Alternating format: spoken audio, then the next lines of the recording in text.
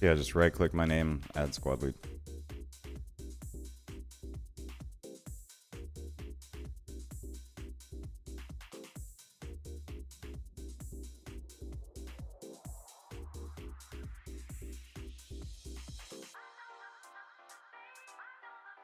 So you can just right click my name in the squad and then just reassign squad leader. What's up, dude? No, you're good, you're good.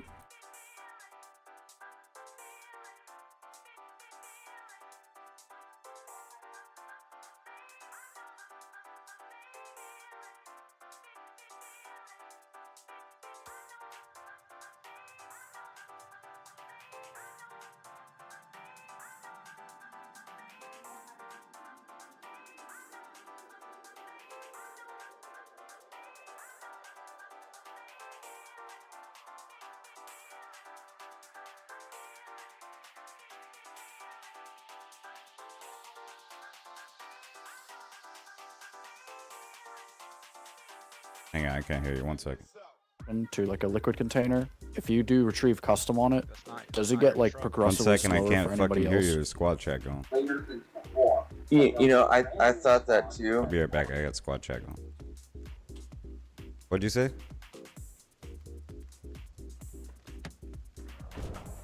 It's not your truck. You can't have it. You can use Oh, that's fine. I'll make a new one. Build one. Yeah. Can I use it to transfer the stuff?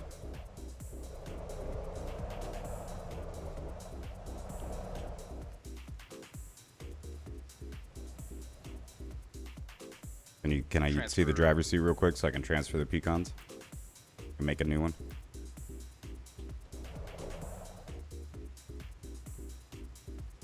I mean, it's not mine to lend out. It's the other Can you guy's just base. can you put 40 pecans from the blast furnace into the field station so I can make a new one, or let me do it? All right, yeah. You can do it. Just Hell yeah. just don't drive off.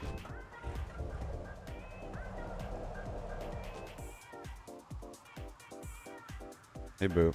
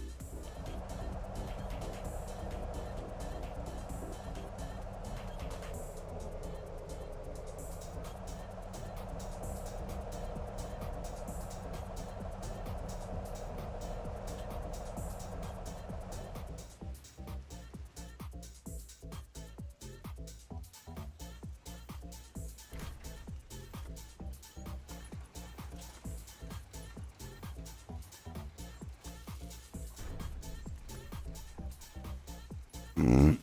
Mm.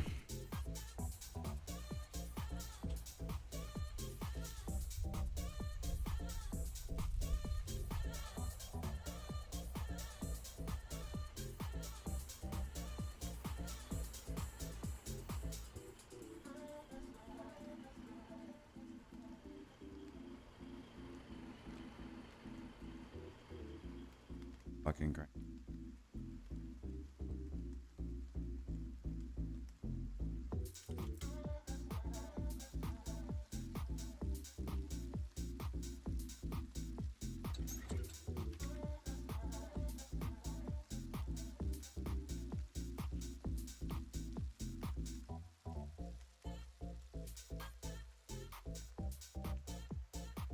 Okay.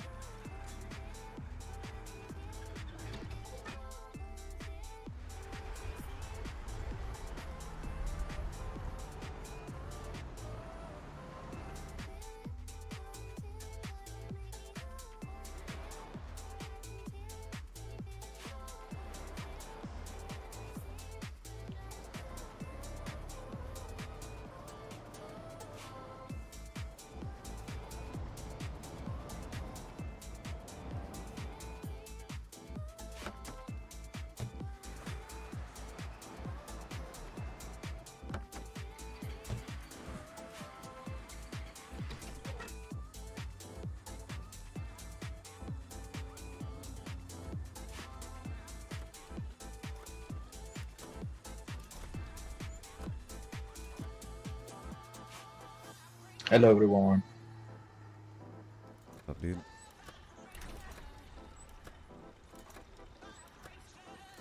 So, what are you doing? Concrete. Made a new heavy truck. Concrete, and I'm on making Logi book farm.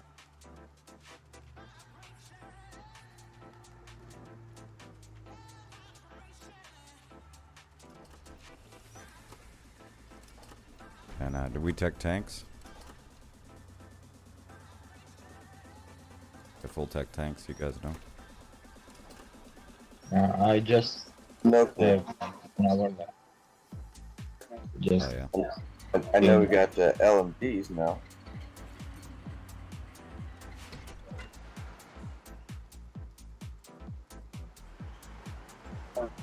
After I do my fucking run, I'll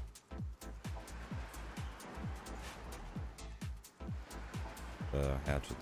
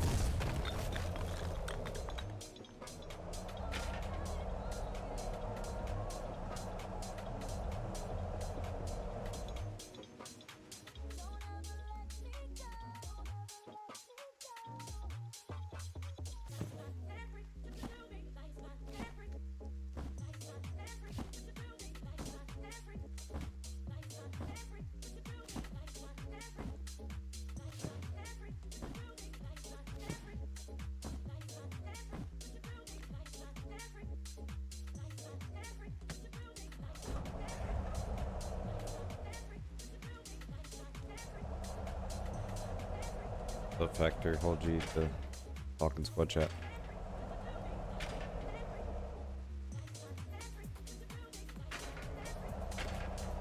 Yo, what up? You? I'm pretty new. Oh yeah, welcome.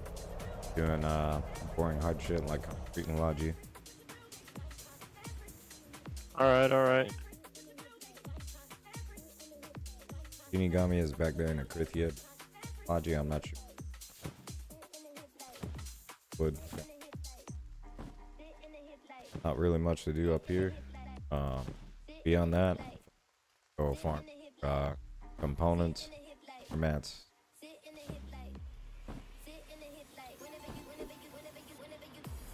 Yeah, I'm killing sometime here in office. Farming I need to tanks log down out. Currently in Westgate, and it's hell on earth. there. Hell yeah.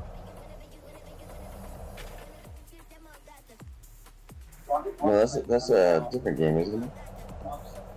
Westgate is out west. No, he said Hell on Earth. I was like Hell Let Loose. Oh yeah. That's a good game too. That game's pretty cool.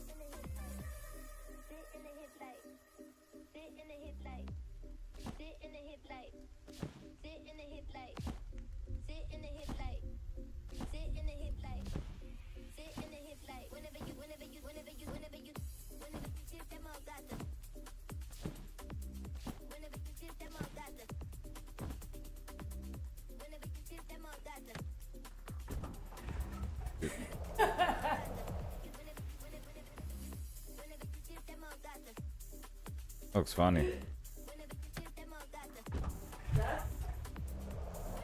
It looks like it.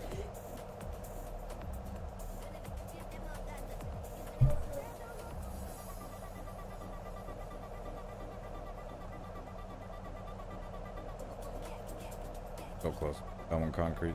That fucking east side highways more or less, and windows to me.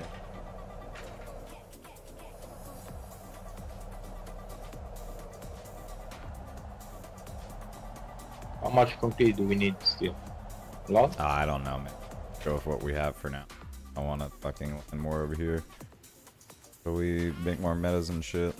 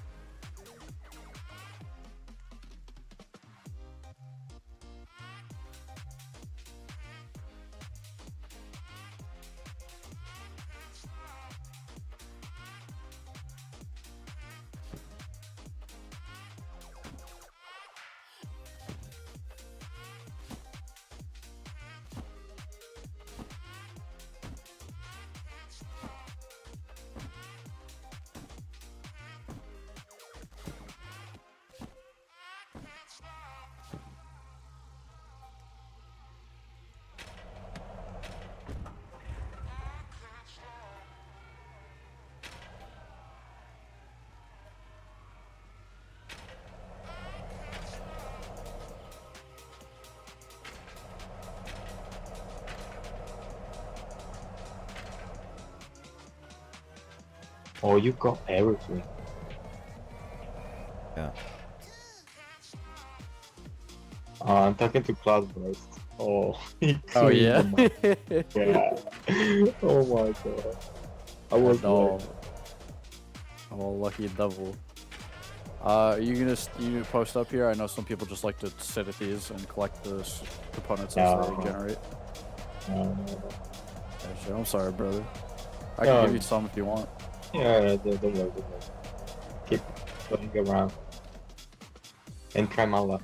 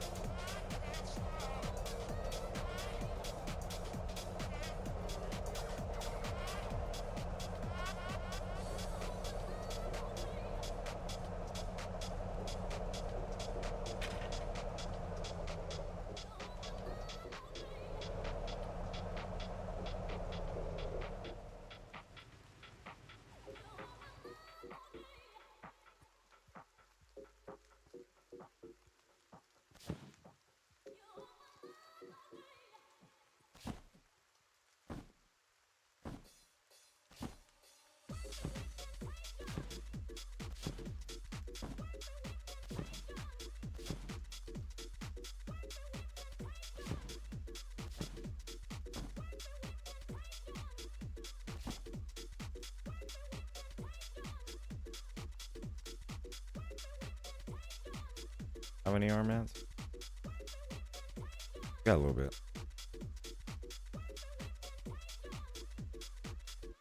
Got enough for.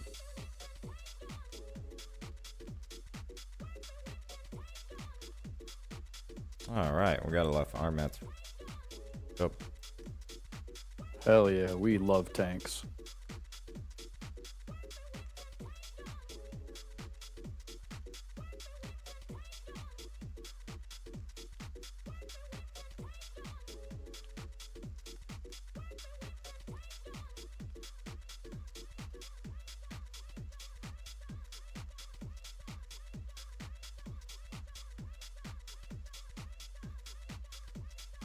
Boundaries.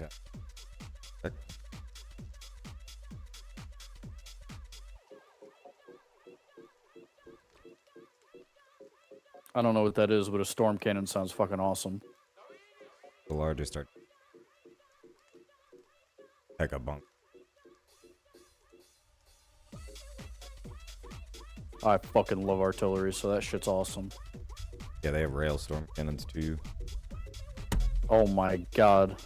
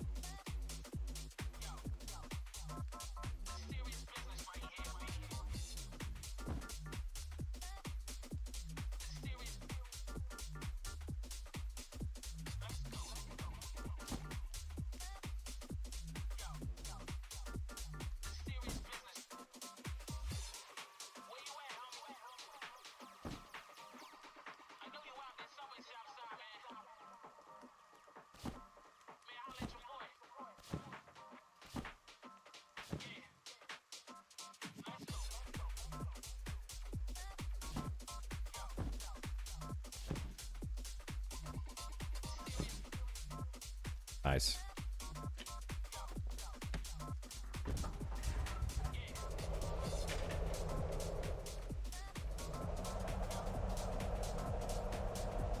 What were those things we just unlocked? Hatchet, flame tank, and harvester. What the harvester is like the scrap harvester from the base island? Yeah, correct. That very one? Yeah, the command and conquer. Drivable. Oh, nice.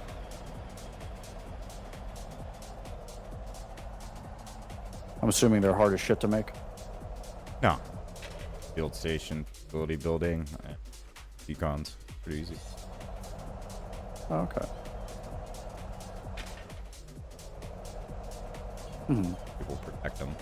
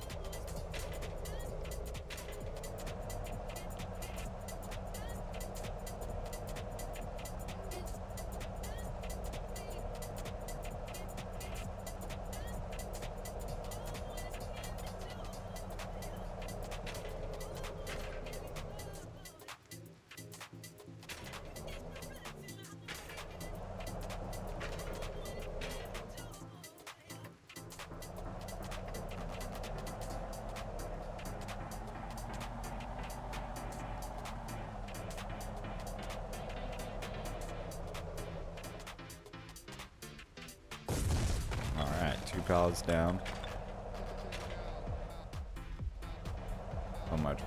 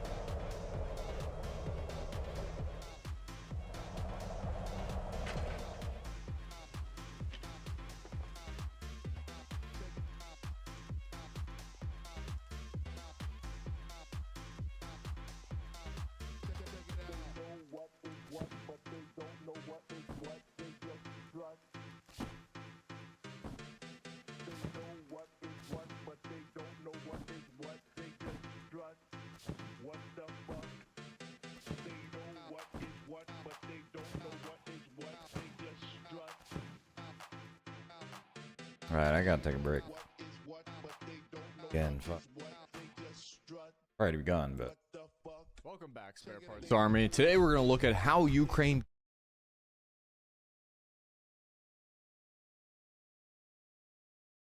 Welcome back, Spare Parts Army. Today we're going to look at how Ukraine gaining territory inside Russia has affected the overall picture of the war. And what do the new troop movements near the border between Ukraine and Belarus mean? In this video, it's my goal to give you an objective, overall update on the war, with the key information you need to know about what's happening across the entire front line. According to Ukraine's top general Oleksandr Syrskyi, he said that the Kursk operation diverted a significant number of Russia's forces. General Syrskyi went on to say that as of now, we can say around 30,000 Russian servicemen have been sent to the Kursk front, and this figure is now growing. However, there are an estimated 400,000 to 500,000 Russian soldiers fighting across Ukraine right now, so it's still unclear how much of a difference that's going to make along the front line. And that's why I want to talk about Russia's offensive actions in the south as well today, because I think these two pieces of the war are closely related to each other. If we assume for a second that those numbers are accurate though, typically attackers want to have at least a 3-to-1 advantage to have a chance of repelling a defending force. Now, most open source estimates that we've seen say that Ukraine has a force strength of between 8 and 10 brigades of up to 15,000 soldiers in Kursk, which means, if I'm being honest, it's very difficult for us to project what'll happen next here. One way of analyzing it, though, comes from an article in Real Clear Defense written by Adam Givens, who explained a key military concept that's important to understand the battle in Kursk, I think. The concept is called interior and exterior lines. Interior lines and exterior lines represent the routes through which supplies, reinforcements, information, communications travel to reach the frontline troops. A defending force has the benefit of interior lines because they're battling from a single central position. You can see in this example on this map that each friendly unit is closer to each other with interior lines of communication. Defending forces have that benefit. However, on the other side, the attacking force is using exterior lines, which means that they're further apart from one another, they're further divided. Each attacking force requires a separate, more vulnerable supply line. The attacking forces also have to cover more distance in order to concentrate their forces at strategically decisive points. This is one of the reasons why being on the offensive is so much more difficult. There's more to this, of course. There's concentric and eccentric plans to counteract this, but it helps explain what we're observing. From Ukraine's perspective, these shorter interior supply lines allow them to have a quicker operational tempo. Adam Givens points out in his publication that the success of the Kursk operation from Ukraine's perspective will in part hinge on Ukrainian forces choosing a defensible central point that can easily supply the front there. Currently, as of recording this, Ukraine's advance into Kursk continues. They've now taken roughly 1,250 square kilometers of territory. But how was Ukraine even able to pull this surprise attack off? More information has come out since then, revealing a lot, because this shocked many analysts. Because we're talking about a battlefield here, remember, where you can't fart without a thermal camera picking you up somewhere. To ensure the element of surprise, many of Ukraine's officers weren't told about the mission's plans, they weren't read into it until 3 days prior. And your rank and file grunts, they weren't told until the day of, which I can relate to. Nobody told me anything in the military either. Prior to the operation, while units were killing time waiting inside Ukraine, they were instructed to walk around during the day wearing civilian clothing, so as to not direct any too much attention to them. Now, I can hear the keyboard warriors firing shots at me already in the comment section, but it's only a war crime if you wear civilian clothing if you're engaged in hostilities or combat. Ukrainian soldiers were kept secretly inside civilian houses to reduce their visual signature as well. Now, real sneaky beaky stuff here. They were disguised to look like they were being rotated off the front lines or to reinforce the Sumy region. But why would Russia believe that Ukraine wanted to reinforce Sumy? Well, I believe I found the answer to that. The chief of the main directorate of intelligence in Ukraine, Budanov, had quietly laid the groundwork and justification for moving troops there. Because in mid-July, he started talking about how he was certain that there was going to be another Russian attack happening from Kursk into Sumy. In hindsight, I believe he was doing this as a cover story to explain why so many Ukrainian forces were building up in Sumy. This made it seem less suspicious to Russian observation. The ruse story was that the troops were there to possibly defend against a possible Russian attack in Sumy, which at the time made sense because they had just struck into Kharkiv. Budanov in mid-July 2024 said, quote, "Let's just say that there are problems and they tend to get worse. There is no catastrophe, but it's impossible not to see the problems. I've already told someone from the Western press I won't have much good news this year, unfortunately." If you ask me, in hindsight, it seems like he was covering for the buildup of forces in Sumy. With what we know now, Budanov is practically winking at us when he says that he won't have any good news this year from their perspective. A New York Times report all but confirms this because they spotted a drone battalion starting to build up in the Sumy region starting in July, and they also saw the 82nd Air Assault Brigade there. It's not that Russia didn't notice all this, they did, but the leadership didn't believe it was a legitimate threat. We talked in the last episode about how the gas meter station in Suja might be affected by all this. So far, natural gas prices rose 5% in Europe after a slight decrease in the transit of gas through here, but it hasn't been completely cut off or anything like that. The battle continues to develop as we've now been able to assess more details on Russia's ability to respond and reinforce the region. So far, troops are being pulled by the Kremlin, but they have some issues with actually getting to Kursk. The Siam River is a major waterway that runs along northern Kursk. Over the last 2 weeks, Russian intelligence has reported that as of the 20th of August, all 3 bridges that crossed over the river to the south have now been destroyed, cutting off the Russians' remaining troops from resupply.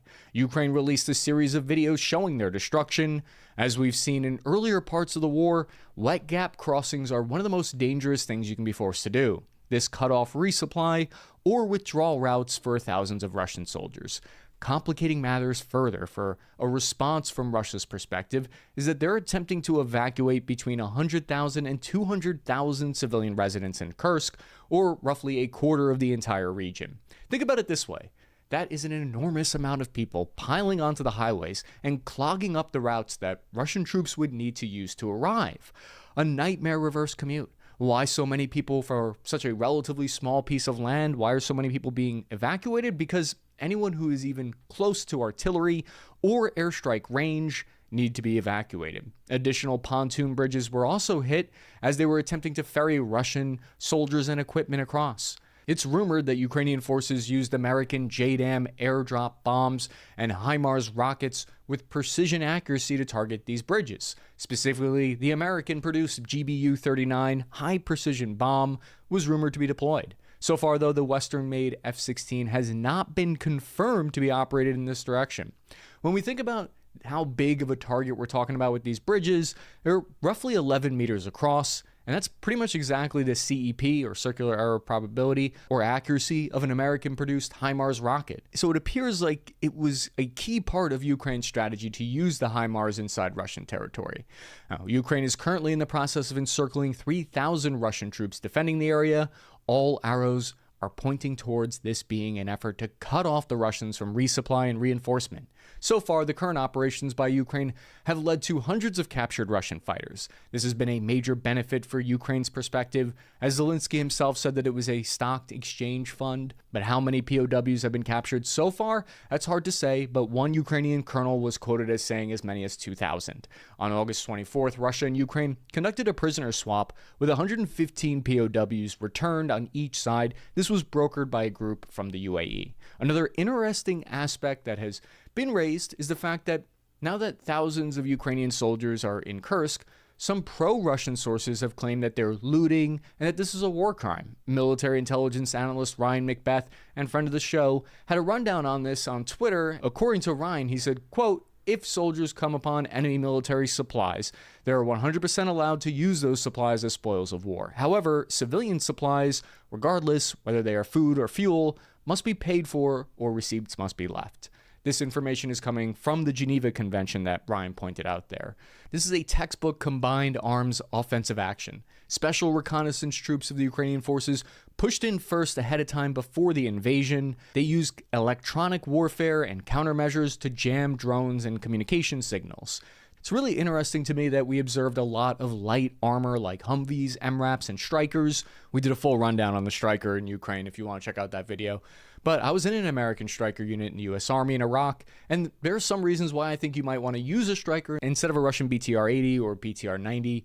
The Stryker has a high-tech thermal image remote weapon station, for instance. That's huge because it gives you the ability to do surveillance and not just pew pew pew. It has added ceramic armor tiles around it, which were put to good use recently. In some cases we witnessed it was able to deflect an RPG round inside Russia, likely because it hit the armor on a slope, but it's still impressive that the crew survived and everyone in the vehicle walked away from it. Another good reason to run with the Stryker is its 50 caliber machine gun has more ammo compared to a 30mm that's often seen on the BTRs. A Ukrainian infantryman who participated in the offensive in Kerch, he was interviewed and he gave some new information. His name is Kircher. He said that his experiences on the vehicle is that the BTRs cannot stop rifle rounds even, so the Stryker has more survivability and people are left alive even if it's disabled. There's also obviously the optics, meaning not the literal optics on the vehicle, but the politics of it, meaning Ukraine may have purposefully wanted the visual image of American-provided weapons inside Russia. The Russian Milbogger, 2 majors on his Telegram channel, said that these reconnaissance special forces units were acting autonomously inside Kursk, penetrating their populated areas in between their combat formations, taking advantage of their mixed forces, meaning that there's conscripts and there's paramilitary, which do not have established communications with each other. The enemy performs a raid, makes noise, and then continues to push the flank or move back to the rear. To that point, military analyst and friend of the show, Preston Stewart, found some interesting footage of Russia using new types of electronic jammers now, which have become more common on the battlefield this year. Another piece of evidence suggesting Ukraine's intentions that's developed since the start of this is that they really want to hold territory. Because whenever Russia, for instance, captures territory in Ukraine, they find a governor to administer the civil services for the civilians who are there. Ukraine has done the same thing by appointing a military commander and an administrator in Kursk specifically. To quote them, they said, to maintain law and order, ensure the priority needs of the local population, end quote. From an American media perspective, I can tell you a lot of what I'm hearing here in the States is that there's questions about whether or not the U.S. government knew about this attack, and if they did, to what degree did they support it or not. Videos have since gone viral of Ukrainians tearing down Russian flags, posting up pictures of them near recruiting billboards with American flags, suggesting that American volunteers are there. The British Challenger 2 main battle tank was observed operating inside Russia. Whew, man, fellas, is it gay to like a 120mm cannon? Because British tanks just make me feel a kind of way. The official reports from the White House is that they were not aware and were not informed of the plans. John Kirby, U.S. National Security Council spokesperson and my personal longtime crush, confirmed assessments from Ukraine saying, quote, if Putin doesn't like it, if it's making him a little uncomfortable, then there's an easy solution. You can just get the hell out of Ukraine and call it a day, end quote. I could speculate on whether or not it's true about whether the U.S. government knew about this attack, but it would just be speculation. One factor that could provide evidence supporting either case, really, is that the recent approval of using HIMARS strikes inside Russia. Personally, I don't know if Ukraine would have chosen to do the attack or not if they hadn't been given that approval. We've seen how the American-provided HIMARS rockets inside Russian territory have been a vital part of this operation to make it happen as seamlessly as it has. However, you could also make the case that the only reason there was approval was granted for those HIMARS inside Russian territory is because back in May 2024, Russia chose to open a new front in Kharkiv, invading again there. So in a way, all of these escalations are connected. One thing has in turn led to another. Personally, I think once that option was given, I think Ukraine saw an opportunity in an opening that didn't exist a few months prior. Where does the war go from here? There are still several more steps on the escalation ladder. We're not quite at the roof yet. The next obvious change to look for would be the U.S. government could approve ATACMS missiles for launch on military targets inside Russia. Currently, Ukraine is still fighting with their hands tied behind their back to some extent when it comes to some U.S. weapons and their restrictions. The ISW map here shows that 84% of Russian territory near the front lines has sanctuary or safe haven from attack due to these restrictions. If ATACMS were approved, 230 of 250 known military and paramilitary bases would then be within range of targeting, including key air bases and headquarters. For what it's worth, though, on the other side of the argument, it's interesting to hear what we're hearing out of White House, because the Wall Street Journal reported on August 27, 2024, that since Ukraine started receiving more long-range attack missiles, Russia's since moved 90% of their military aircraft out of the range of any potential ballistic missile strike.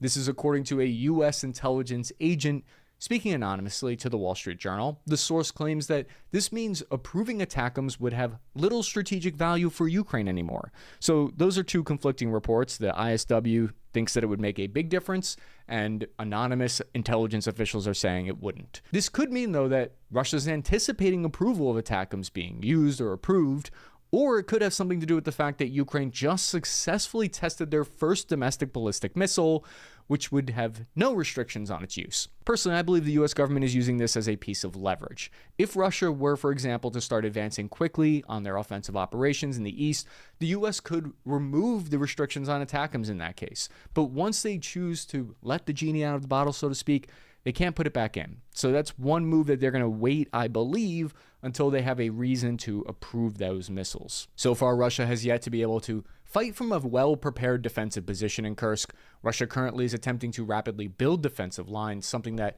Russia's actually very good at. Building defensive fortifications quickly is one of Russia's fortes. They're offering anyone with a shovel $4,000 a month to dig trenches in Kursk. Just to dig holes? What's the catch? I'll do it. Russia has successfully ambushed Ukrainian troops in Kursk where they can. They've also called in a large number of glide bomb airstrikes. They've succeeded in inflicting casualties on Ukraine, but it's not enough yet to stop the assault or repel it. Ukraine has used a combination of deep operations and strategy called exploiting the seams.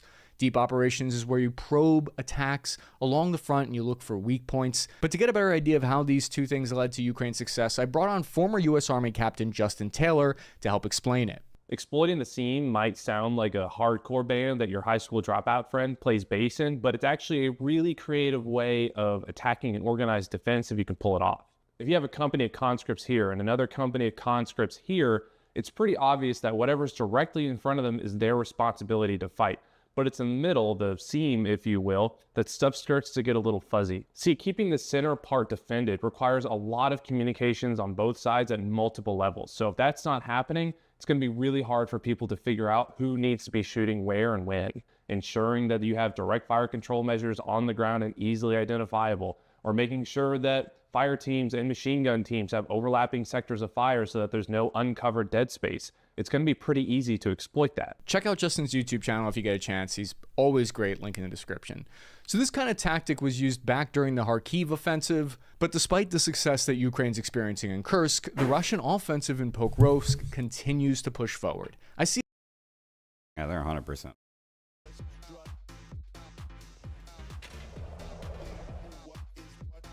As long as Donald Duck doesn't get back in office.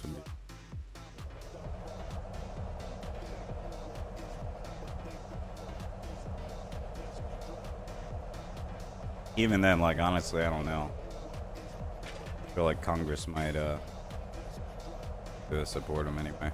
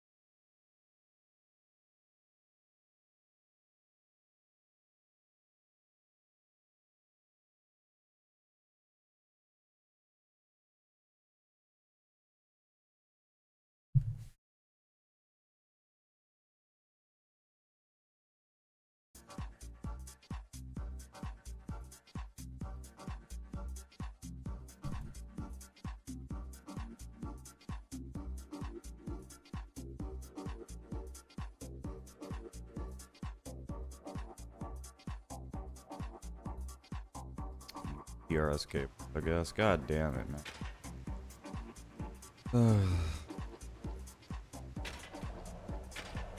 Hey, 1/4 inch 2 TRS though.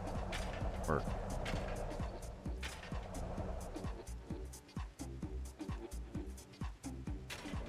What the fuck? Why? Motherfucker wanna ban everything. Why would you ban hemp? You got weed, but ban hemp? I don't understand.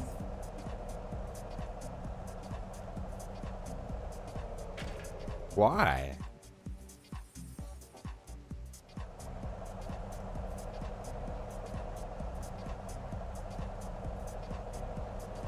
I don't understand. What are they in danger of?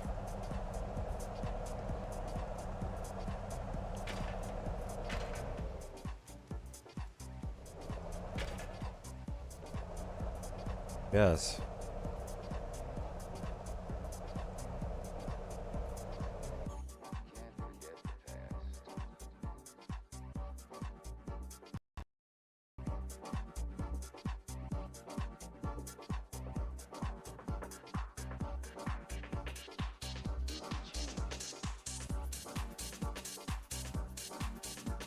Check.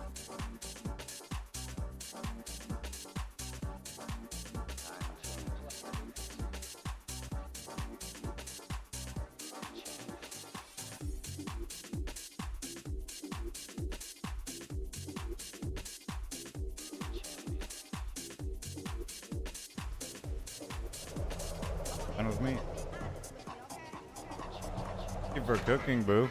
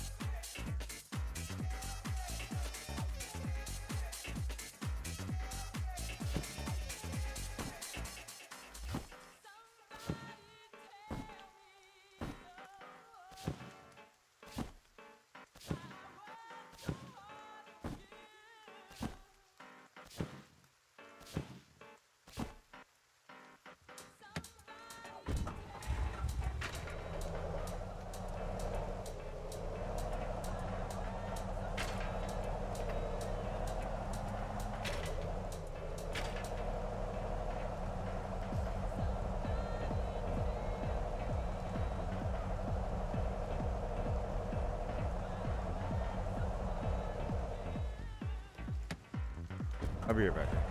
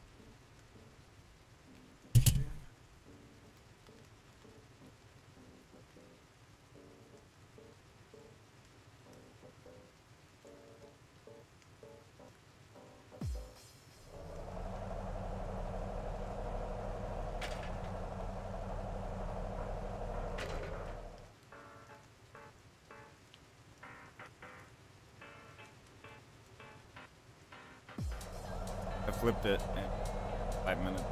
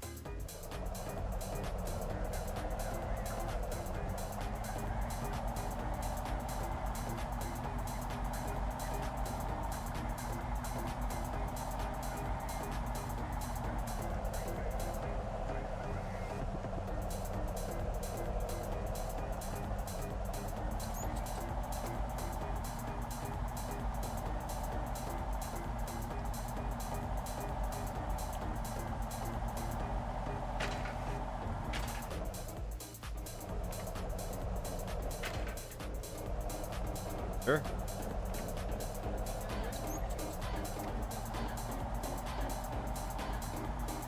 The answer is, are you asking me? My answer was,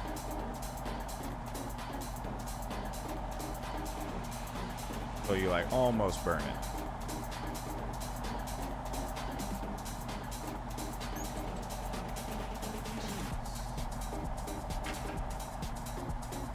But I mean, like, you do it however you want. I'll eat it however you.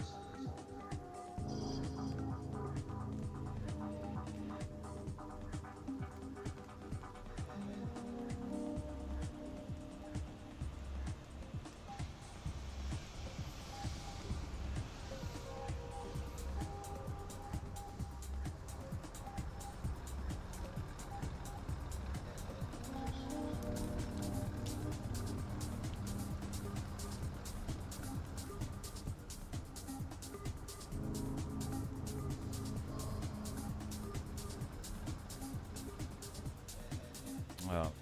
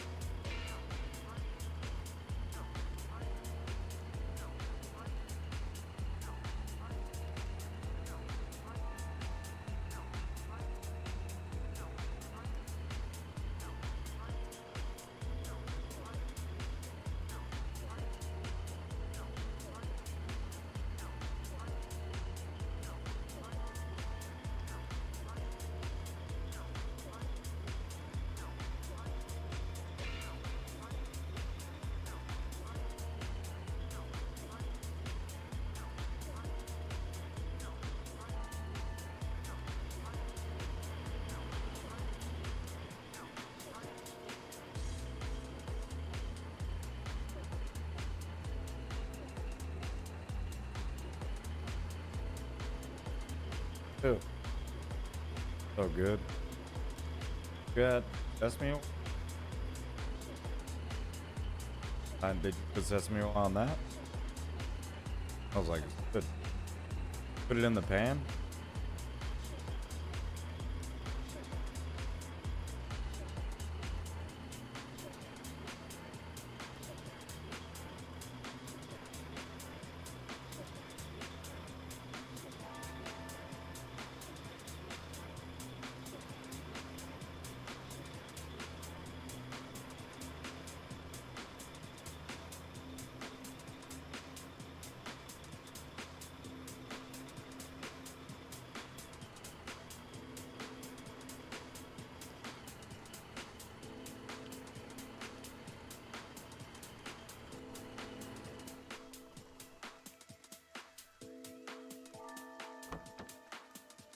Still slipped off a DI. Guess who's back?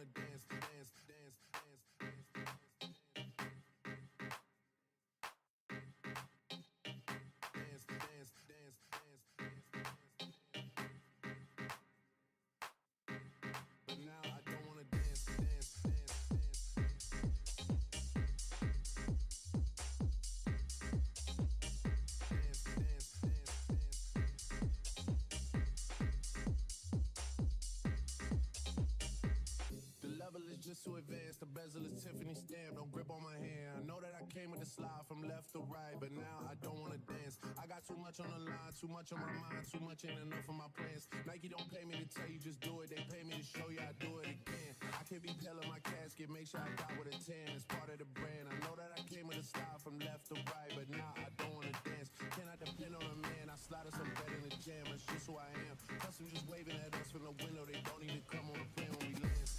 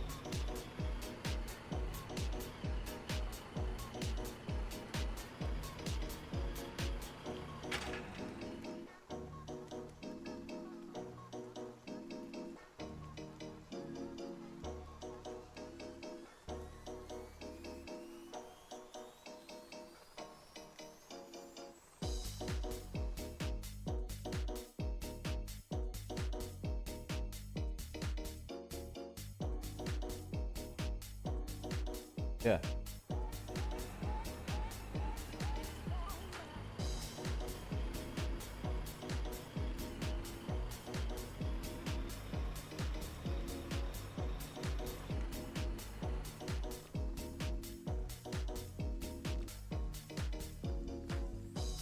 No.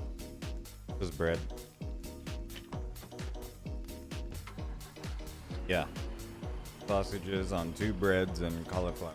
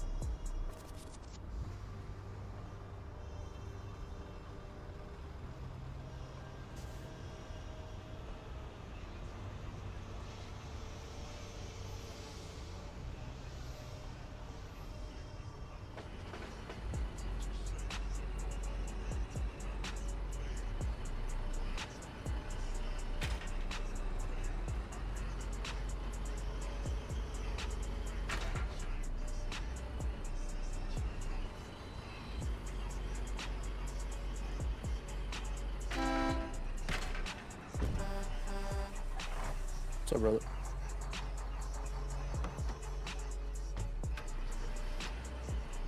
I don't think so. I turned it into a bunch of artillery.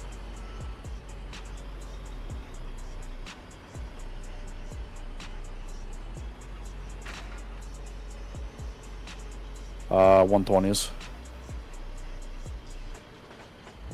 Oh yeah. I'm currently updating. I'm probably not gonna finish it tonight, but I'm currently updating my little artillery factory to have 2 of them running.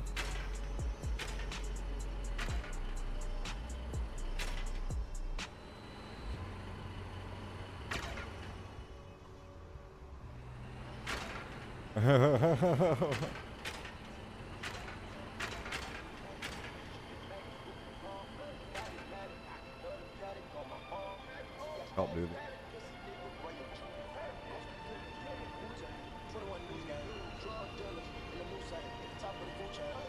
What's up?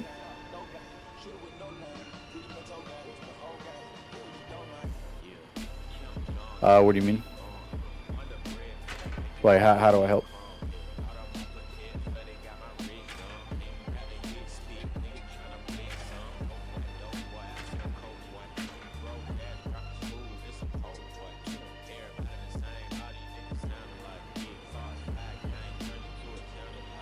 You drop, I submit? Yeah, I can do that.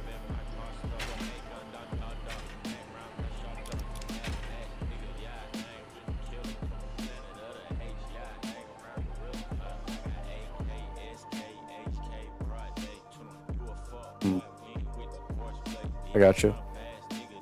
If you ever find yourself in this area, do you mind flagging the little small gauge track I have on my base for demo?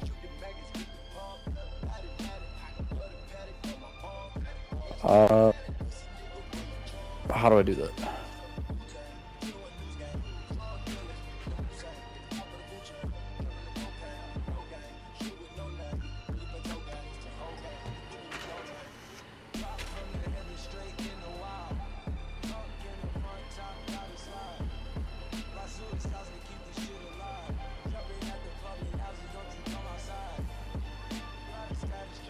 Oh, do I make a post? Yeah.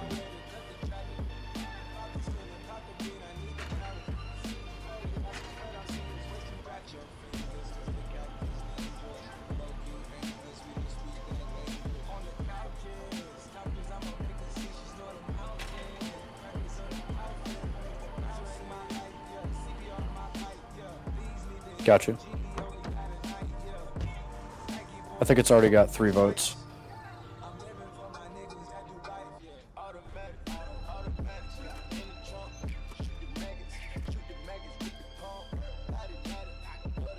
Yep.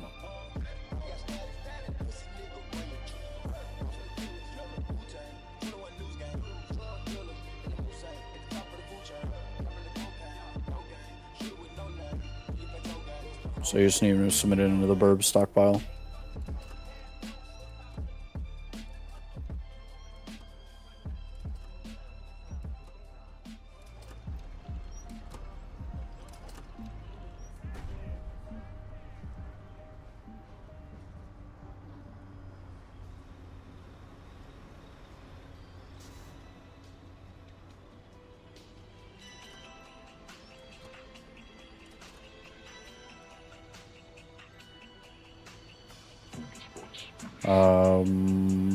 I don't think so. Where am I looking exactly? What am I looking for?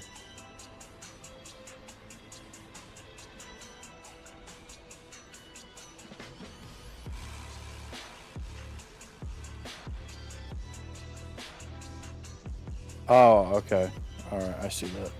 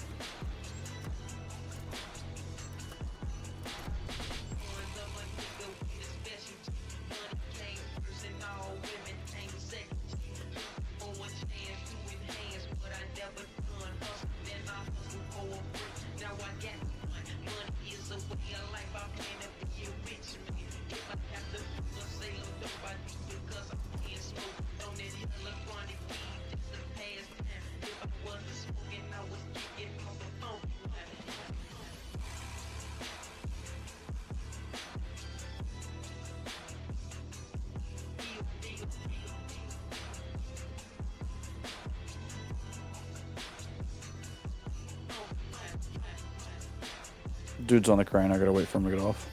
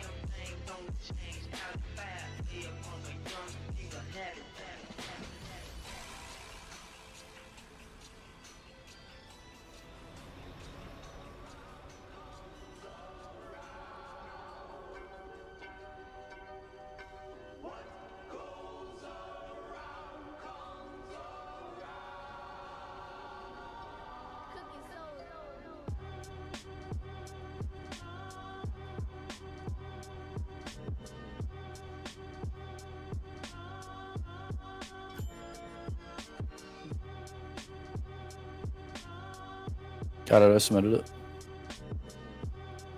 Thank you.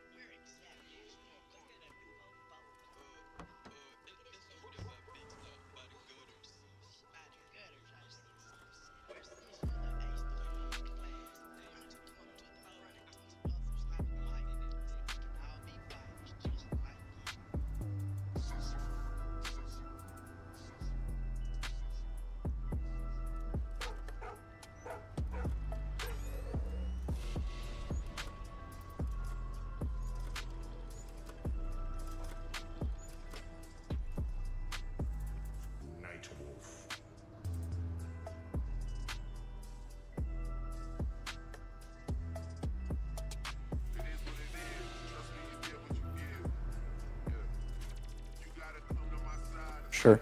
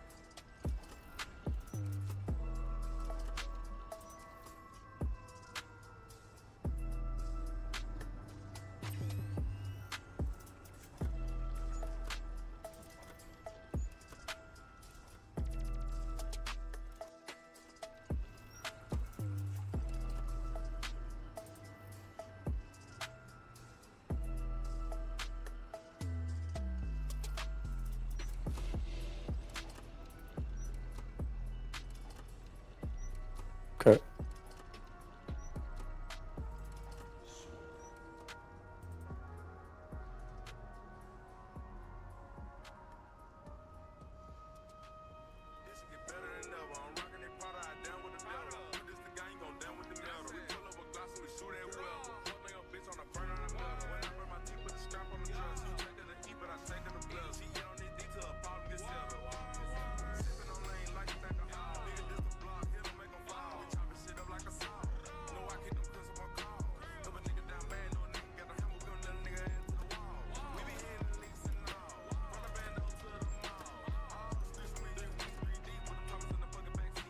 These are both going public.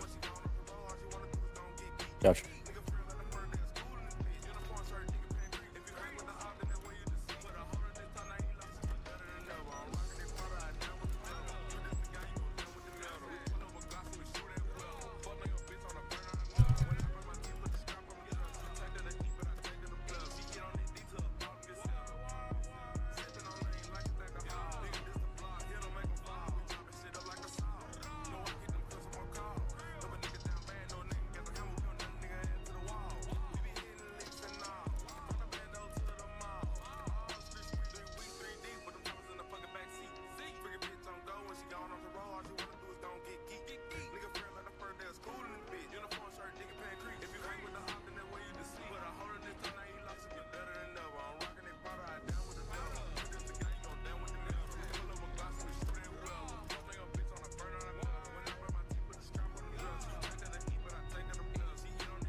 Yeah.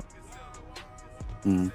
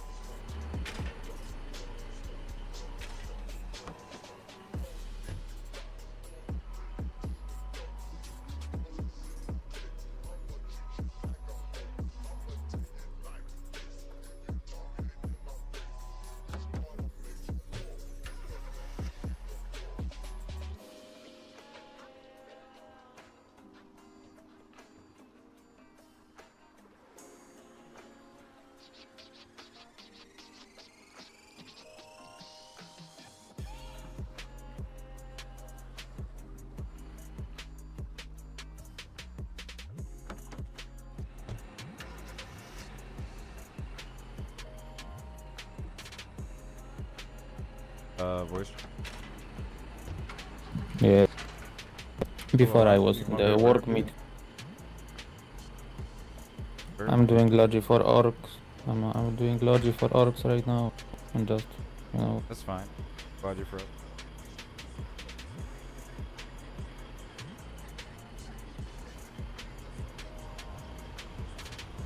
Got a guy.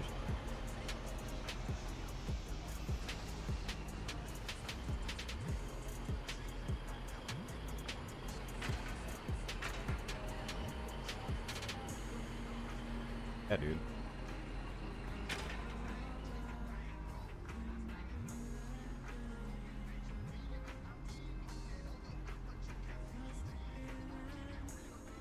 it's tempting, brother, but maybe not right now.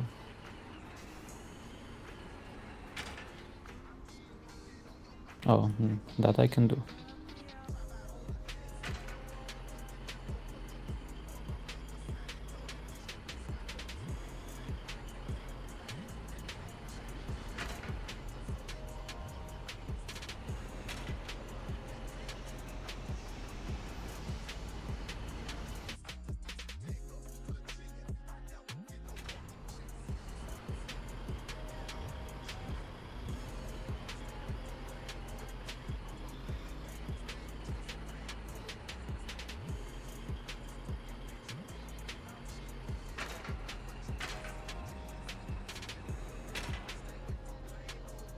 Yep, I'm in.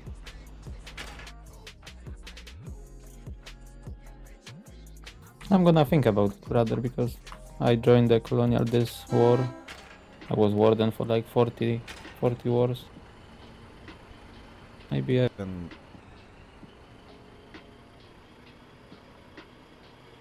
buddy can. Oh, I see. You said war 84? I was colonial war 83 last time. That's Oh, I got fucking wreckage in my pocket. I don't know.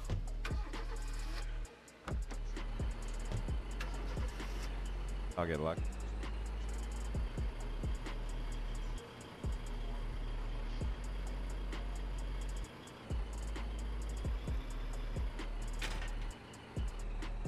Fuck with.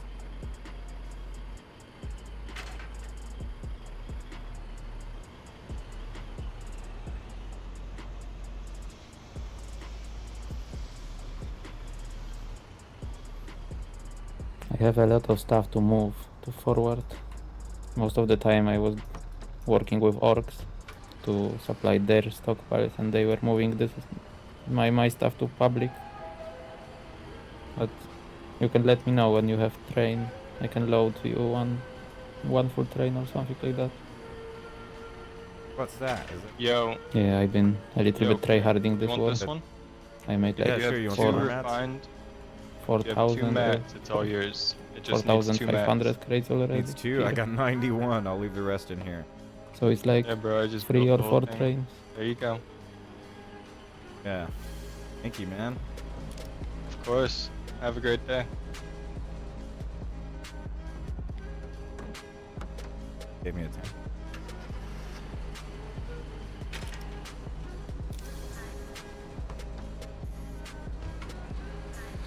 Well, I'm glad I could help. Now I need to go back to work.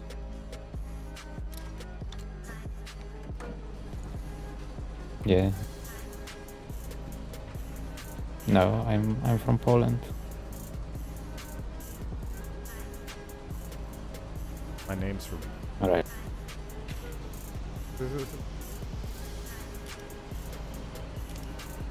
I expected some Asian origin. Surprise Asian. Jump scare. Okay. A Google Trends.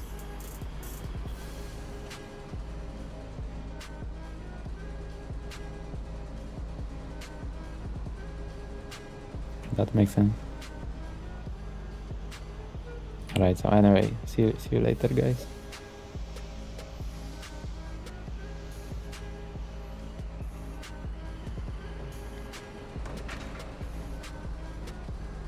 Fuck yeah.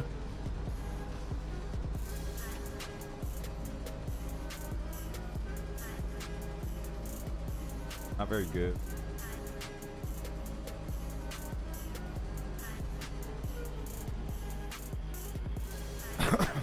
Thanks, Rock.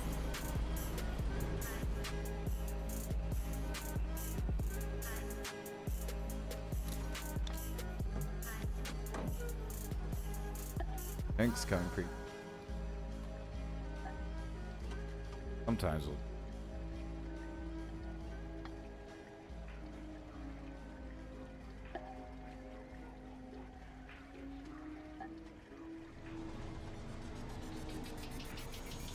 Yeah, I got you. I fucking love artillery. Big explosions, we fuck with that.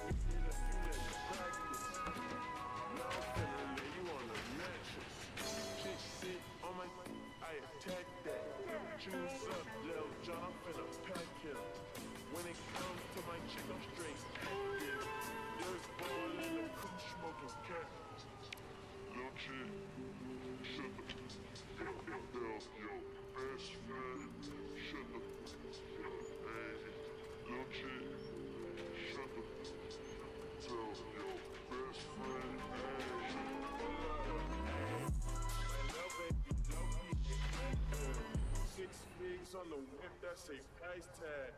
Yo, price tag, chick try to get me. I'm that underground hitter with the bed though. Hit a chick that I can't get best. You better die. Y'all the hitters nigga ain't doing the side though. 7-foot hitter with the big drip on me.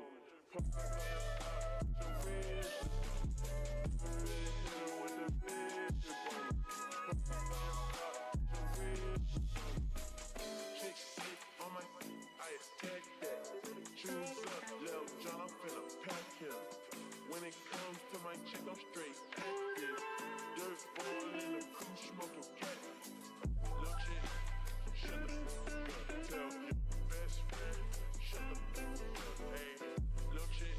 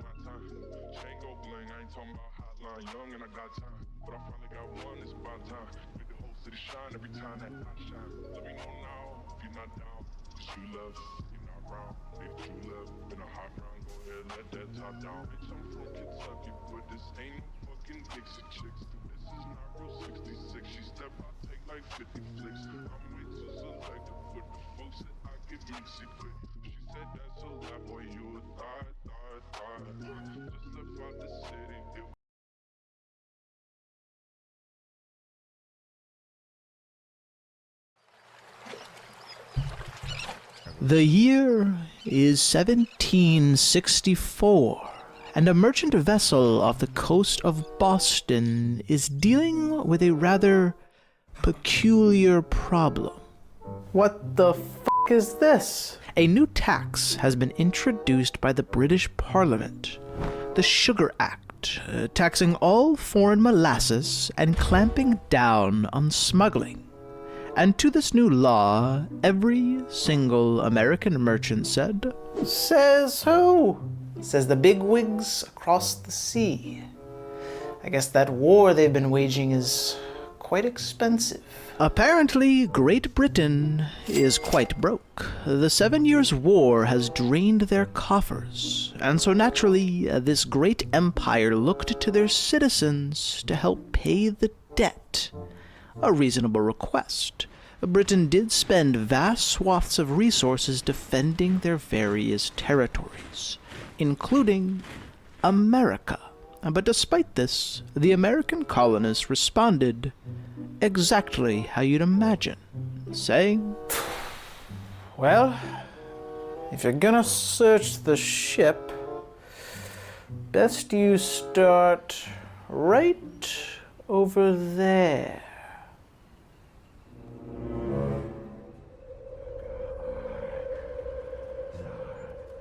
What's in that barrel? Molasses?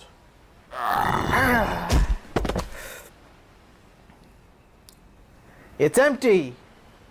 Not anymore, it's not.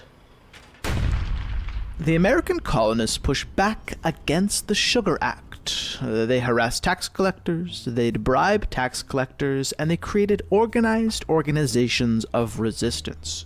All very effective strategies. And the result? Great Britain repealed the Sugar Act. Not good for Parliament, as they appeared very weak against their colonial subjects. And that was unacceptable. So in due time, the legislature got together and thought long and thought hard about how best they could overcome this issue of state debt, while also reminding these dirty colonists who was in charge. As the leader of Parliament said, Damn it! There must be another way to extract wealth from these peasants. To which the other members replied, Taxes? As they passed the Stamp Act, taxing all goods requiring a stamp, letters, brochures, pamphlets, and more. However, this tax took the colonists from frustrated to downright revolutionary, as they began to fervently oppose British rule. They boycotted British goods, they boycotted British people, and they harassed anyone loyal to the crown. But the tax wasn't the only issue.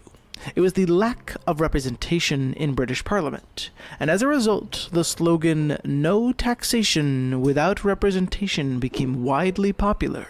And this is a big deal, for it directly challenged British Parliament's authority, which once again proved incapable of enforcing their legislature, as they would repeal the Stamp Act and give in to the colonists' whims.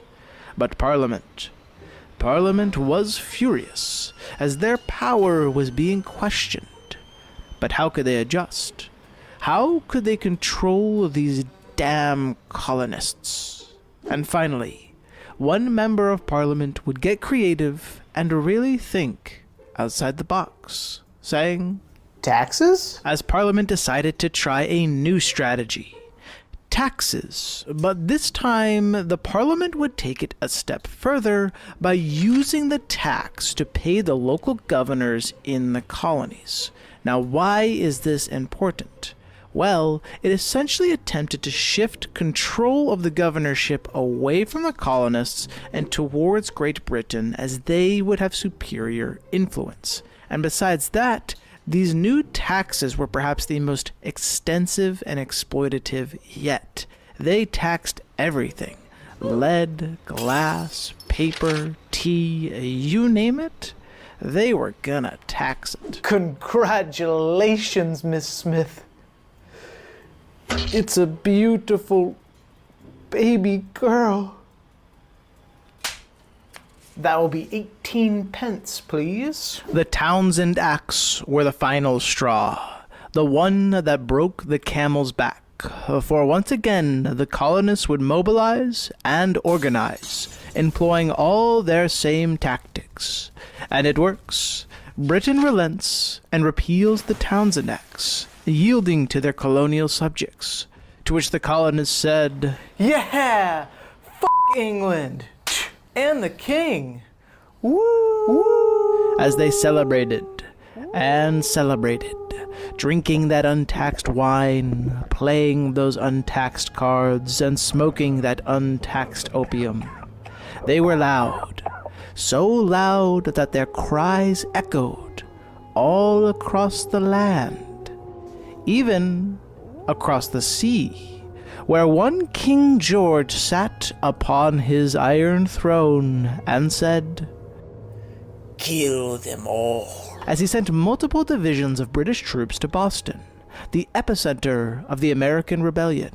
But this infusion of troops into an already unstable environment would prove tragic, for the British soldiers did not get along with the colonists. Both sides despised the other and looked at them with disdain. Tensions grew and grew until one day the powder keg would blow. "Hey, British scum! You forgot to pay your bill." Like those taxes you forgot to pay? Take that bill and shove it up your arse. You can't speak to me that way. I'm white and a man that owns property. Aye, you are white and a man to be true. But your soul is that of a colonist dog, a coward who fled the motherland. And for that crime, there can only be one punishment. My 34 shillings? The British soldier strikes down a civilian with the butt of his musket. It's very effective. Too effective, for from the commotion came a crowd of colonists, and they are none too pleased. They begin haranguing the British soldier, hurling insults, levying challenges, and even throwing snowballs. "Take this, British scum!" Ugh. When suddenly, a fell silence fell upon the crowd as the bells began to toll and toll, and with it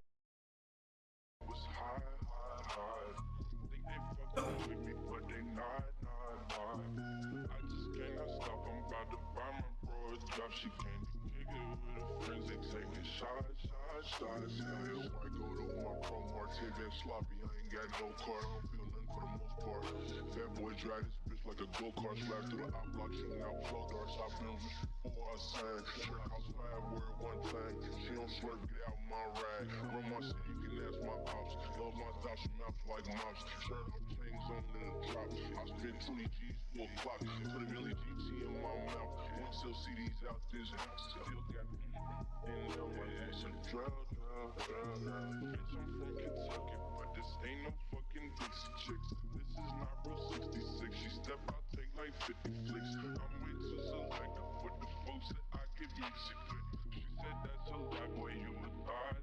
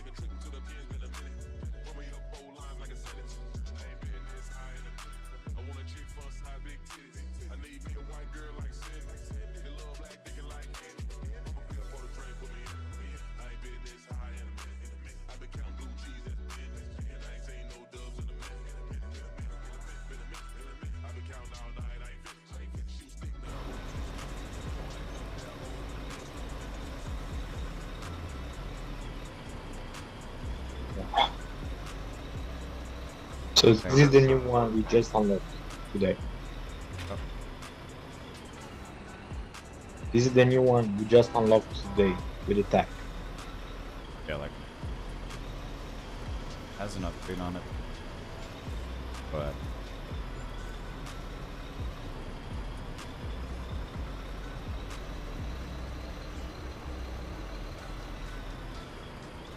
petrol in.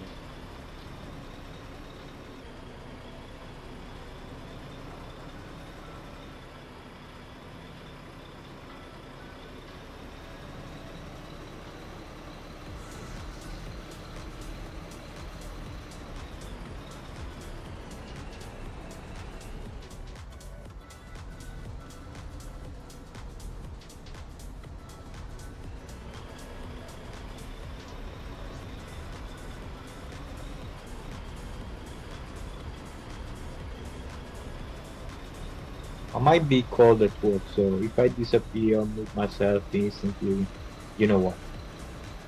Wait, what? I might get called at work.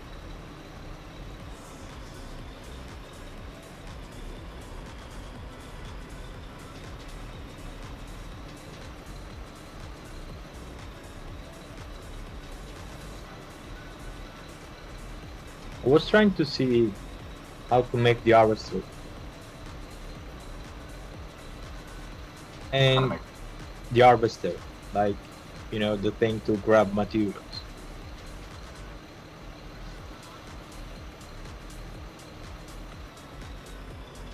Yeah, so I found where to make it, but I can't seem to find a way to make the heavy oil. Yeah, see. Factor.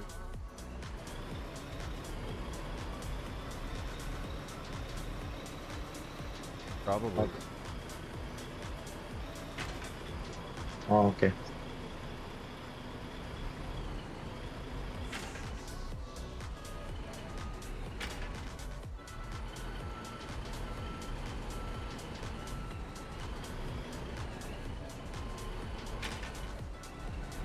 You're inside? Can't hear it.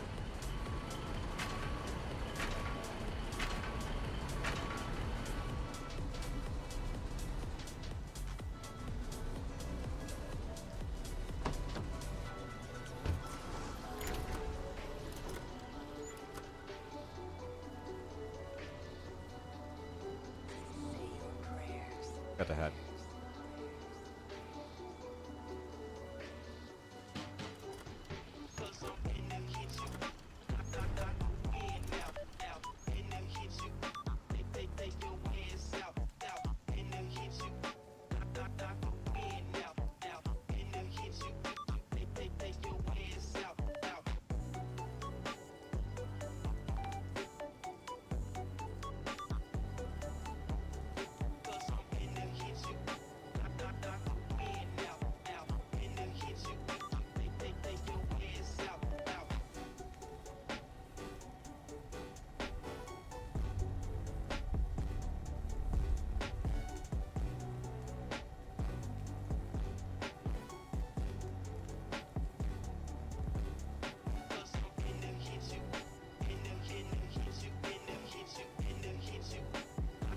This one you the pal.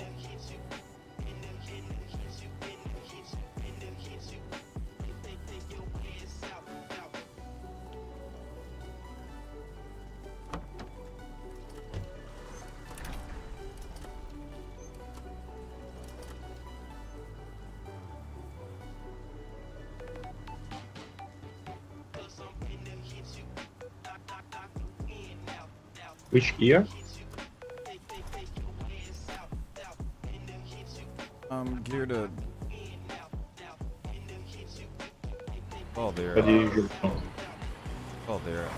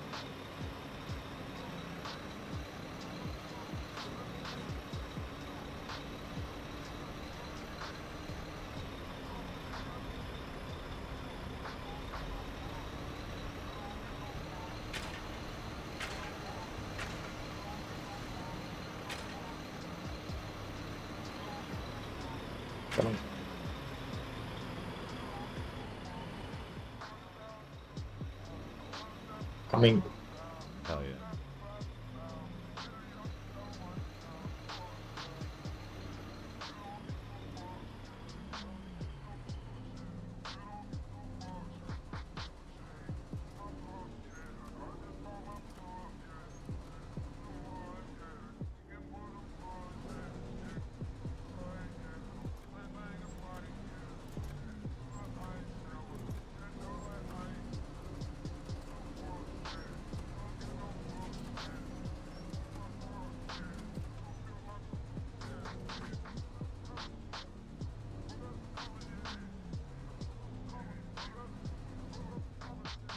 Come up here by the bunk. Up here.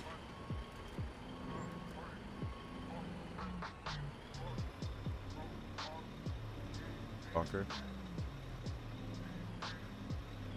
Get that arm chain.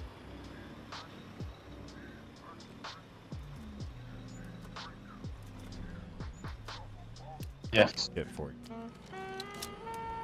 Oh, okay.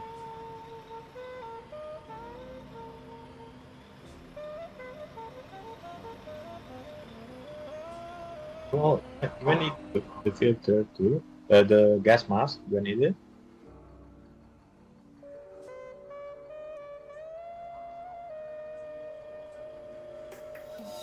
Tangerine. Also the diesel and the mats. You want me to grab everything? Oh, diesel. B mats 60. Yeah.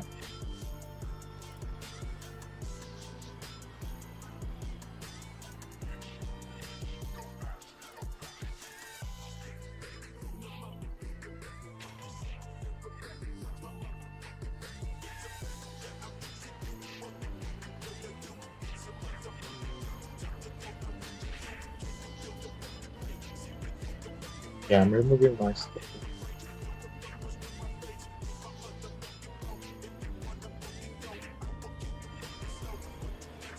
Okay.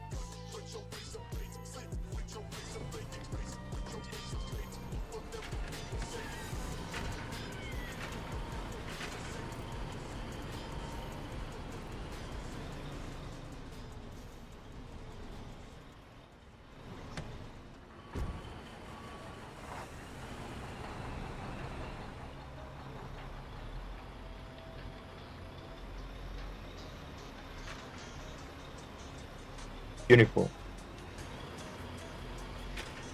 Which other benefits does it give? What benefit? Like you can carry like filters and then what else? Extra. Okay. What do you mean here?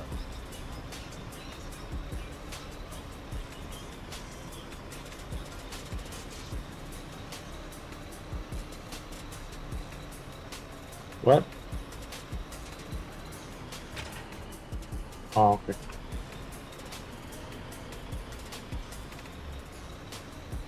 Yeah.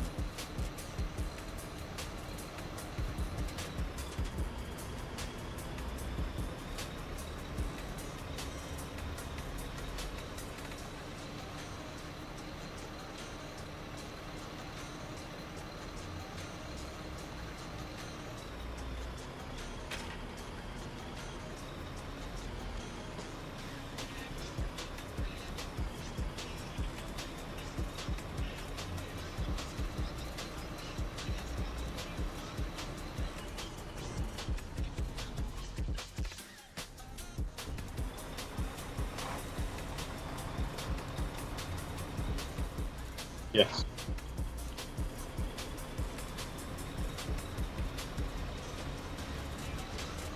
We're fine.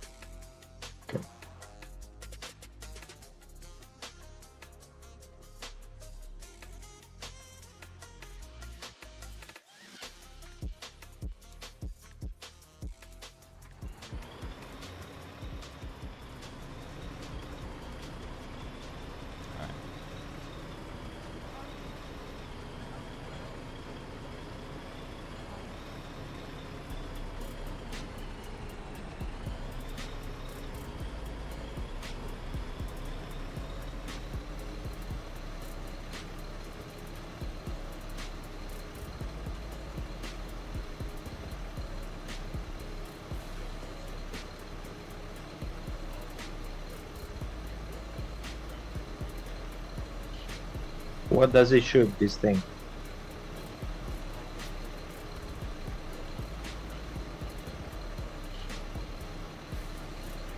Do we have it?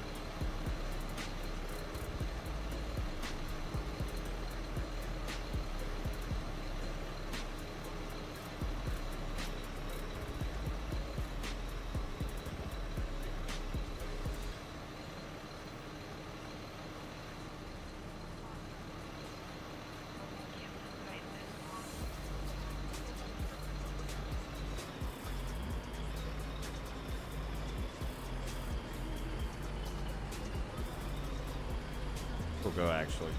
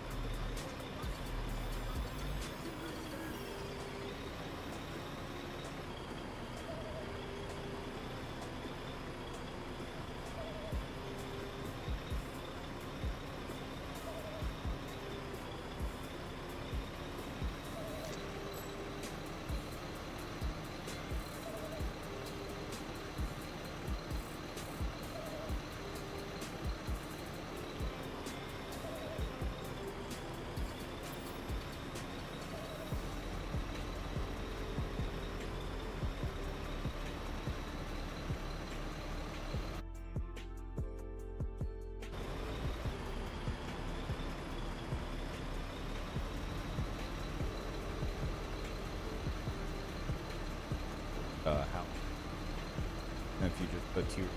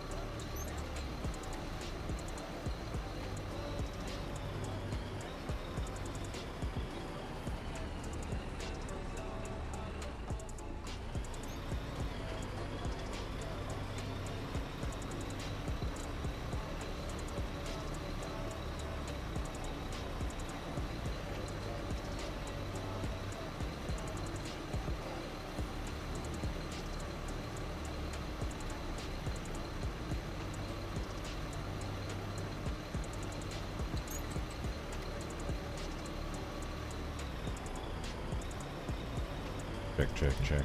There we go.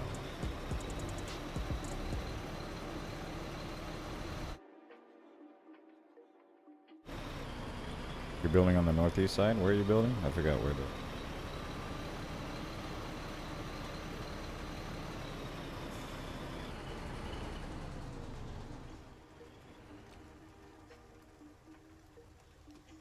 Yeah, that looks good, dude. But, focus on, where we don't have defense. Like, instead of putting another layer. So, like, that's good and everything. Like, I definitely want another layer there, but, like, before you do all that, let's, close in the town with 360 defense.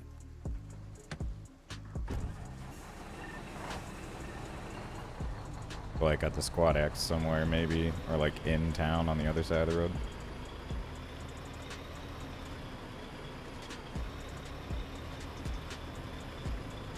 Makes sense.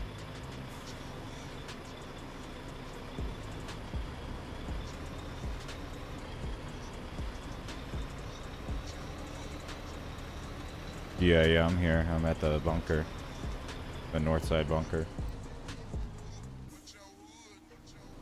Park real quick, Sheeny, and then let's...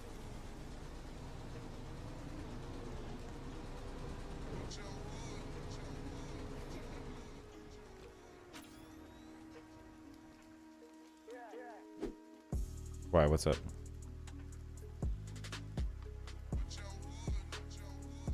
Took some damage. I don't know how. Oh.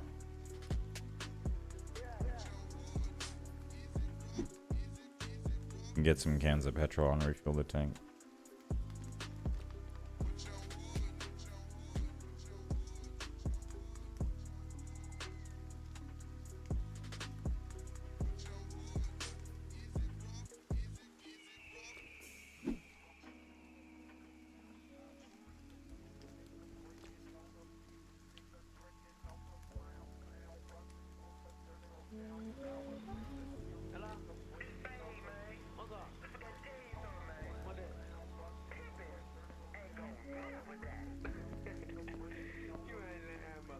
We can do that too, but at first I want to focus on getting 360 defense. Does that make sense? So like I want to do that, but first I want to get the rest of the town closed in with concrete bunkers. So like to the east, like the safe houses and G houses and shit in between there, you can use the east bob tech if you need to, if it doesn't reach.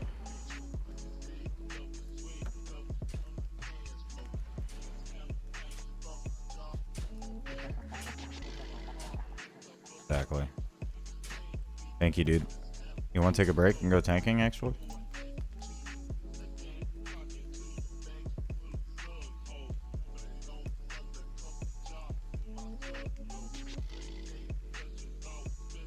We don't need one, but I mean, like, it's up to you if you want to play tank or if you want to build. I don't care.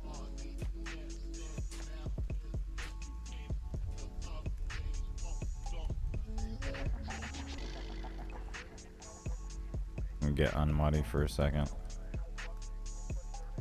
Should I bring a tank of petrol with us? Just fill it up with petrol. Hey, whatever you want, Basilisk. Whatever. I mean, a spare one. You can, yeah, just drive. That would be driver gun, really.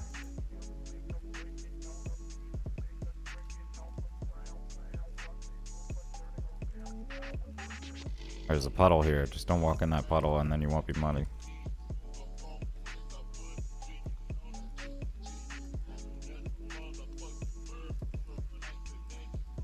Why I'm so heavy? What? You're muddy. Walk around in the grass. And don't walk in that puddle.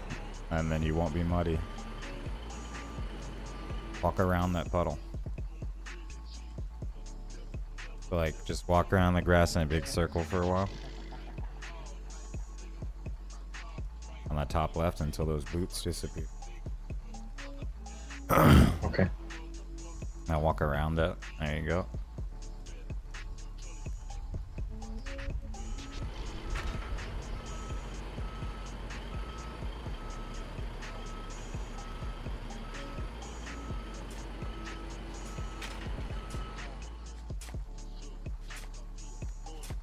For sure. Yeah, what do you call it? The only trenches I would say don't tier 2 are tech trenches, but everything else tier 2. Like I concrete my trenches. So I put concrete, put woods. Alright man, we're gonna head out. You put fuel right, Shinigami? Yes. Okay, cool.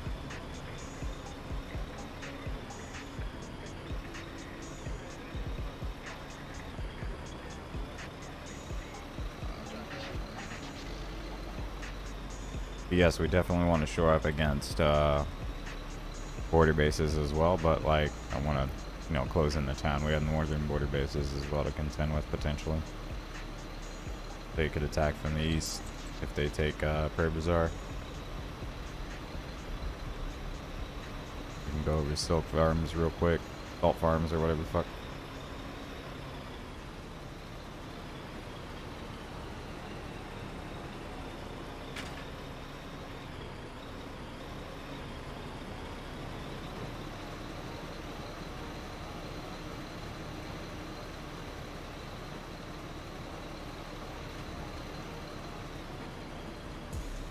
You have a radio, right, Shinigami?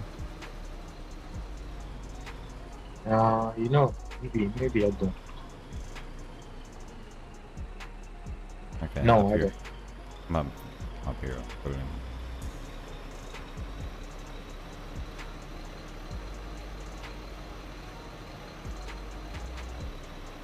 Here, just go to the bunker. Okay. Don't walk in the puddle. No. I'll put it in the bunker there.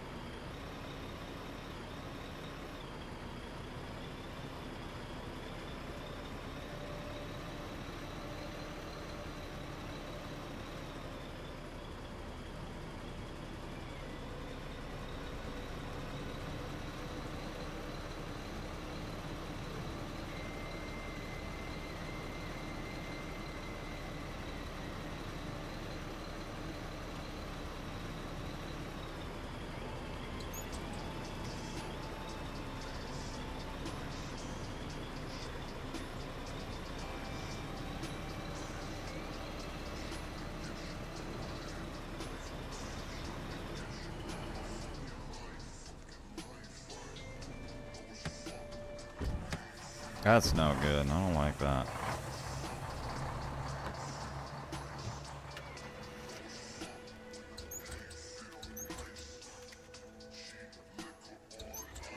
There we go.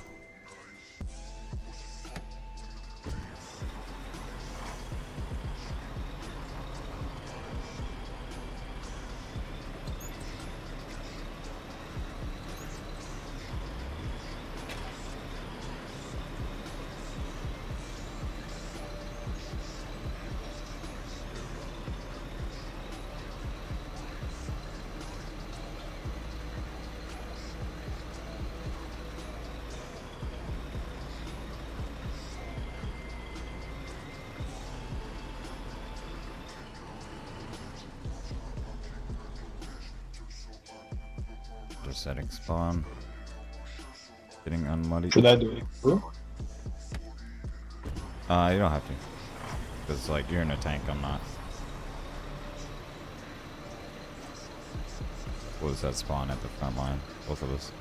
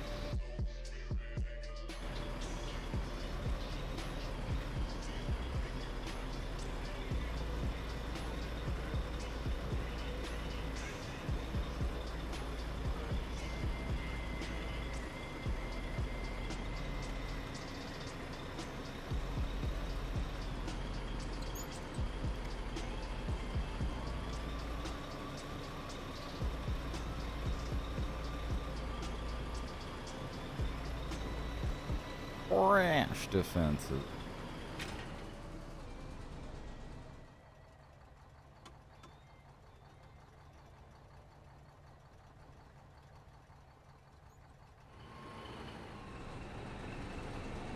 I'm looking to see where we're gonna end up dropping that.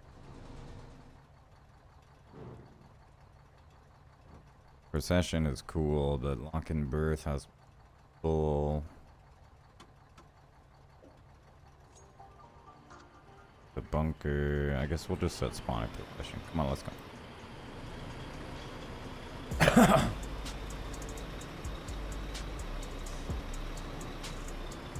Guess let's just go straight to Lock-in.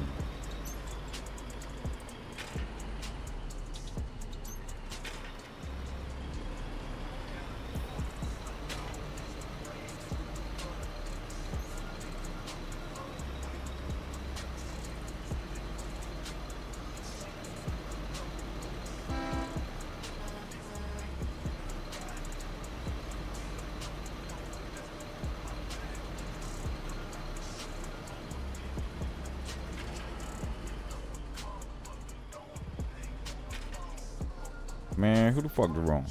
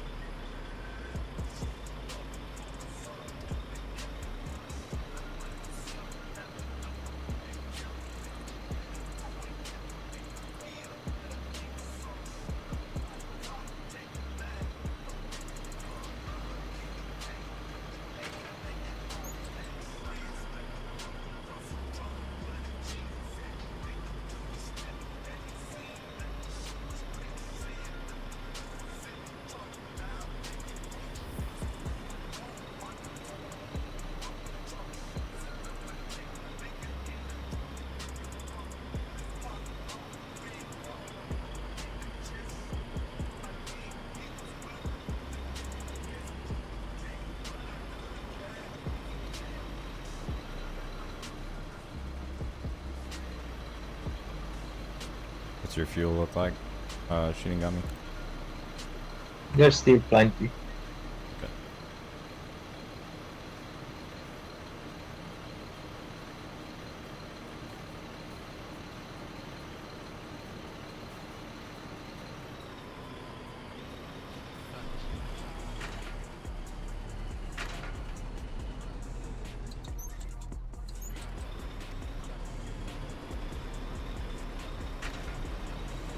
Alright, so you spawn up here, but we're gonna go to the front to deliver everything.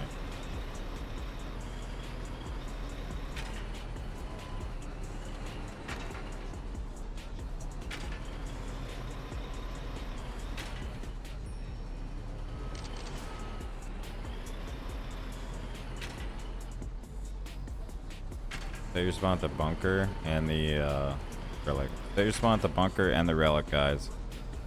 Both of them are almost tier 2 tech.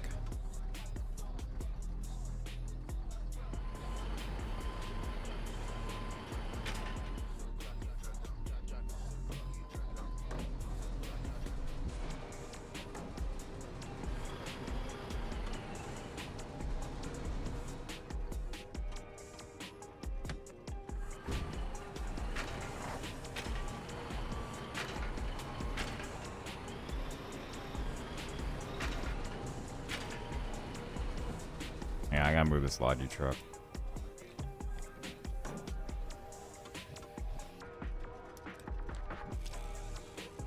Gotta move this Logi truck. There's a bunch of fucking 40 mil here to use, but there's no AI to cover ourselves while we use it.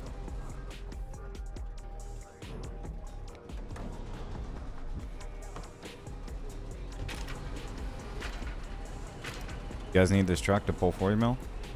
Nah, we just need a few shells. We're like almost full. Thanks though. Oh, where'd it go?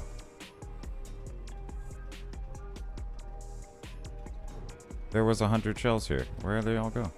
140. It's the bunker. I'm fucking hitting the bunker. We're good. We're loaded. Alright.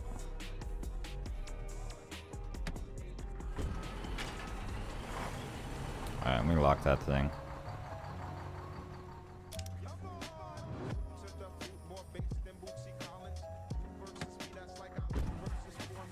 You guys want to be in a squad? You guys want to be in one squad? We're good for now, thanks. I'm in a squad with some other guys. Alright.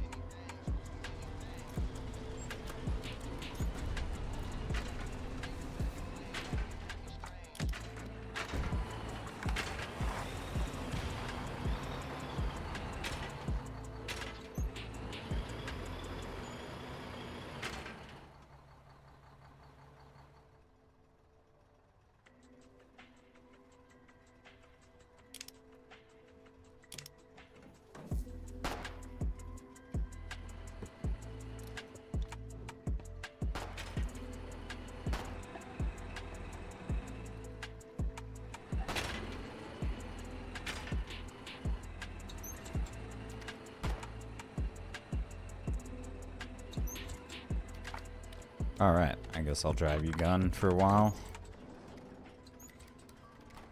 Shift key. Maybe you can hit Control 3 to switch to the turret. If you need to press E and go out and look while we're moving, or you can always...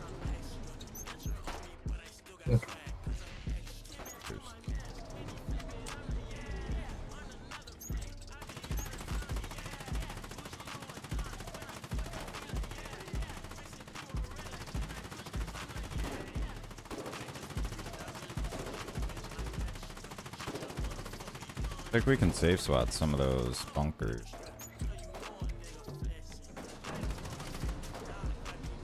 We can safe spot the bunker from the right side.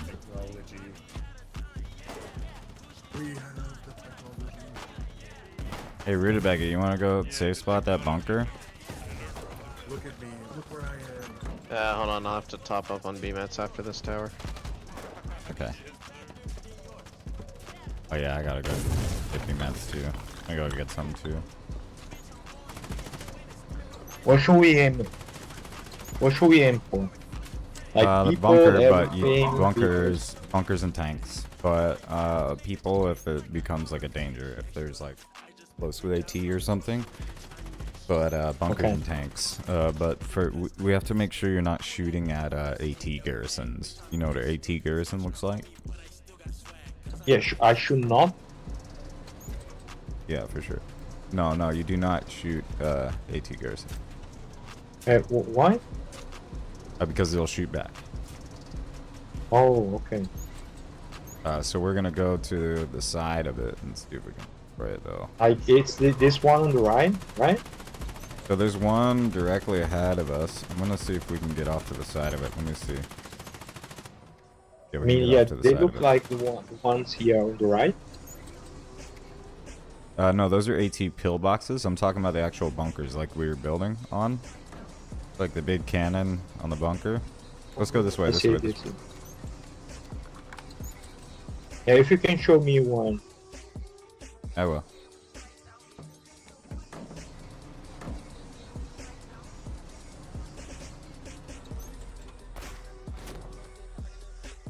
Yeah, so user binoculars, azimuth 277. You see it?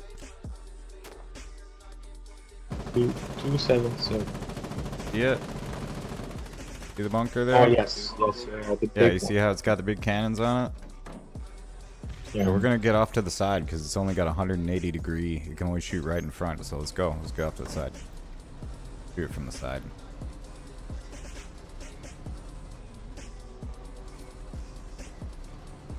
Alright, shoot it from the side. Shoot it. Right there. Shoot. Wait, which one? Shoot the bunker, shoot the bunker. Shoot the bunker. Shoot the bunker.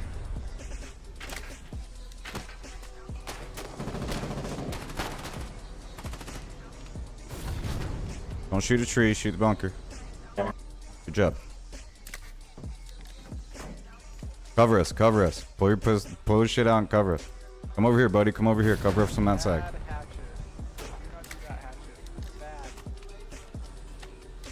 No, good hatchet.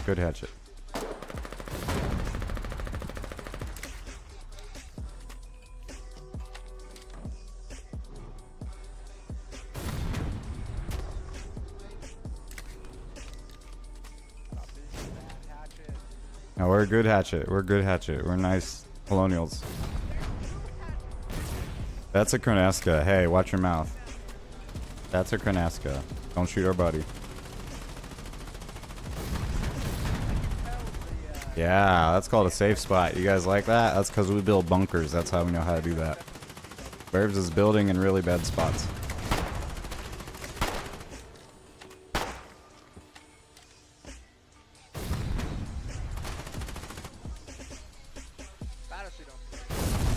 We're gonna go blow up more. Okay, thank you. There's more to kill over there on the northwest.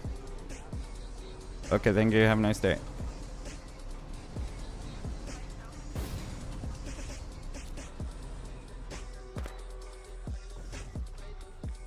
Go directly northwest. See? Yeah. Shoot it. I'll wait Oh, shit. northwest. Shoot it, shoot it, shoot it. Hurry, shoot it. South, south, south, south, south, south side, south side now. South side now, south side now, south side now. Shoot the bunker. We're disabled. Shoot the bunker until you die.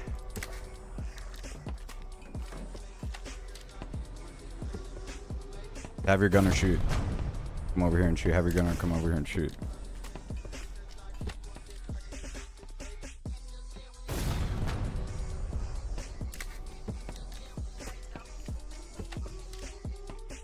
And squad just in case you need to get in.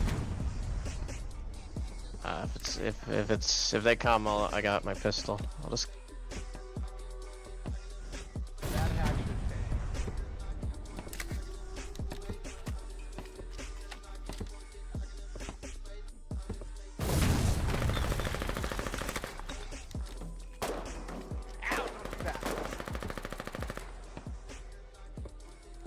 Shoot the pillbox. Shoot the pillbox. Shoot the pillbox. Alright, now the tanks. Well, that's probably game right there.